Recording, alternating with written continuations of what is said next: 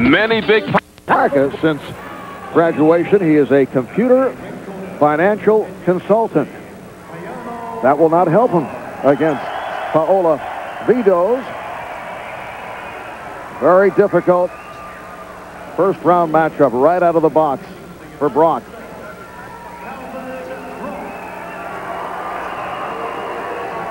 There's something wrong with the left glove. The referee noticed, I think, a tear in the left glove of Brock. Jeff Fennick.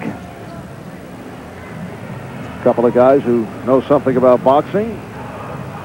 Now, the last United States medal in this division, super heavyweight, was a silver by Riddick Bowe at Seoul in 1988. Your lightweight champion of the world lives here in Australia. Now, the last United States medal in this division, super heavyweight, was a silver by Riddick Bowe at Seoul in 1988. The last U.S. gold medalist, Terrell Biggs, 1984. Brock of the U.S. in blue, Vidoz of Italy in red. And the scouting report on Vidoz, he covers real well. He's like a turtle. Real hard to hit. Very defensive fighter. Blocks and then looks to counter. Earlier we saw Alex Rubalcaba of Cuba, who came up with that sensational first-round knockout. The scouting report on Vidoz, he has split 4 matches with Rubalcaba. Watch the left uppercut of Vidoz. He is very sneaky and very accurate with that punch. He scored already with it, although the judges did not agree with me. Calvin Brock made a good decision when he decided to move up to super heavyweight from heavyweight 2 years ago. Before he switched, he felt he was outside what he considered to be a comfort zone. He would abstain from eating and drinking the day before weigh-ins, would exercise continuously to drop 7 or 8 pounds. By the time Calvin was in his 3rd or 4th bout of the tournament, he was usually exhausted. I talked to one of the coaches, speaking of that, the other day, and I asked him, what about Calvin Brock? And they told me very honestly about his endurance late in the fight. Now we got to see what kind of, because if it's a slow pace, it might not come to matter. How to punch it, the conditioning in the leg be very important. That by Brock there. Atlanta, sing of the East, change as he began to South Foundation experience. Called on Vidoz, apparently saw it out. Sent away for it. Got. You have to give him credit. It's better than starting to teach somebody if you don't have a background. You might as well get some kind of an idea from a professional. At least know you're teaching the basics, the fundamentals. Once you learn that, it's like go to the next point. Both guys staying in close here. Brock has the faster hands. But as we said at the beginning, the scouting report being very accurate on Vidoz. Covers up, blocks, defensively he's very solid. Vidoz with the 5-3 lead. Caution for pulling the opponent on the Italian Vidoz. You usually expect to see low-scoring affairs with super heavyweights. Usually a little less punches, a little bit slower. Although these guys are staying in close, and they are working. We heard in the corner before one of the assistant coaches, Candy Lopez, giving good advice to Brock. Get your punches off and step around the man. Don't stay there where he can counter. Final seconds, second round. And Calvin Brock of the United States.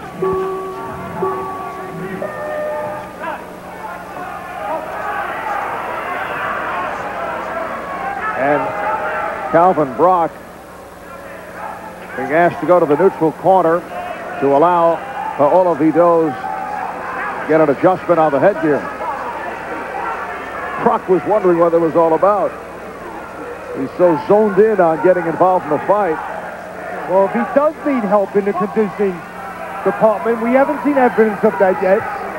The little rest gives him a little bit of that help. Tough draw coming out of the box in his first fight, having to face Vidoz for Brock. Vidoz, one of the favorites in this division. A strong body shot by Vidoz to pick up a point. And a caution against Brock for hitting below the belt. What I would like to see Brock do, he has to have a game plan. He has to faster hands. Know your strength, know your limitations. You have faster hands than the other guy, get them off and get out.